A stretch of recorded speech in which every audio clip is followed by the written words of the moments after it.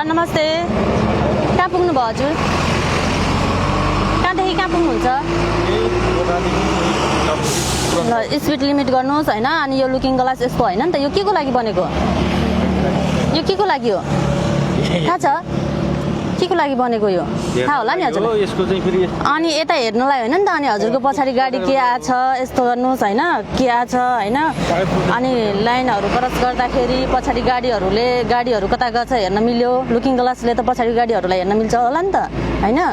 अनि यस्तो नगर्नुहोस् है, यसरी गर्नुहोस्। हजुरलाई यस्तो गर्यो भने कारबाही हुन्छ, कारबाही गर्दा हजुरलाई दुःख मन हुन्छ। पहिला हजुरले सवारी साधन चलाउँदा आफै सुरक्षित भएर गाडीको कन्डिसन हेरेर अनि आफ्नो पनि कन्डिसन हेरेर होइन, कस्तो छ शारीरिक अवस्था त्यो हेरेर मात्र चलाउनुहोस्। यसरी नहिँड्नु होला, कारबाही गर्दा हजुरहरूलाई दुःख मन हुन्छ। तर पहिला नै आफूले सुरक्षितसँग हिँड्नु होला, स्पिड कम गर्नु होला, बिस्तारै चलाउनु होइन। दुर्घटनाहरू धेरै बढिरहेको छ।